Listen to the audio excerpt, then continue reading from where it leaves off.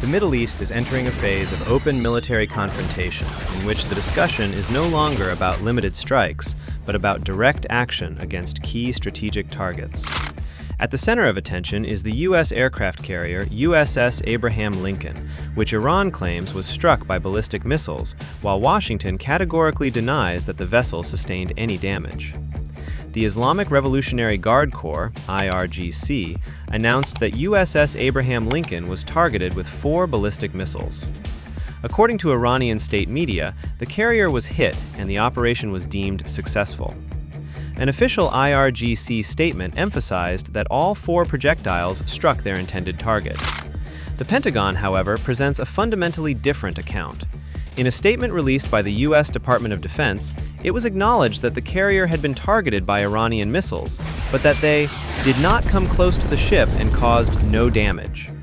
According to the American side, the attack had no operational effect, and USS Abraham Lincoln continues its missions without interruption. These conflicting statements further heighten tensions and deepen the information warfare accompanying every phase of the conflict. Control of the narrative is becoming as important as control of the air and maritime domains. Iran accompanied its announcement of the strike with a sharp warning. The Revolutionary Guard declared that land and sea will increasingly become a graveyard for terrorist aggressors, sending a clear political military message of its intent to treat the Persian Gulf as a zone of direct confrontation with U.S. naval forces. Meanwhile, U.S. stealth bombers B-2 Spirit have been engaged in strikes against Iran, conducting long-range missions directly from their home base at Whiteman in Missouri. Their involvement marks the beginning of a new phase in the air campaign and places Iran's underground missile complexes under direct threat. According to available information, B-2 Spirit aircraft targeted so-called missile caves overnight, facilities constructed deep beneath mountainous terrain, designed for the storage and, in some cases, the launch of ballistic missiles through vertical openings in tunnel ceilings.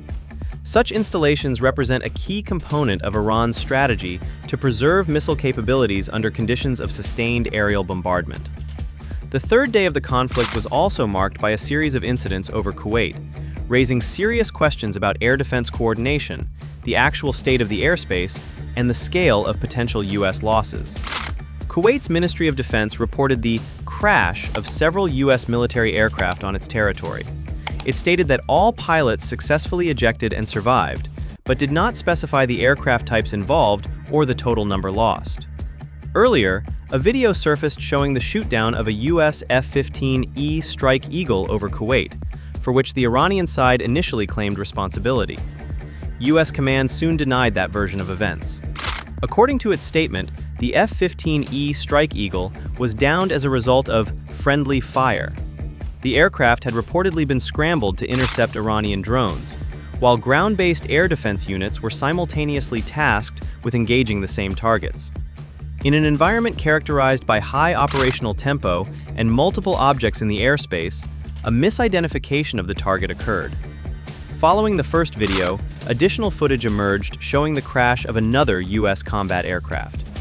Differences in the circumstances of the incidents have led to the conclusion that more than one aircraft may have been lost, further complicating assessments of total losses and the operational situation on the ground.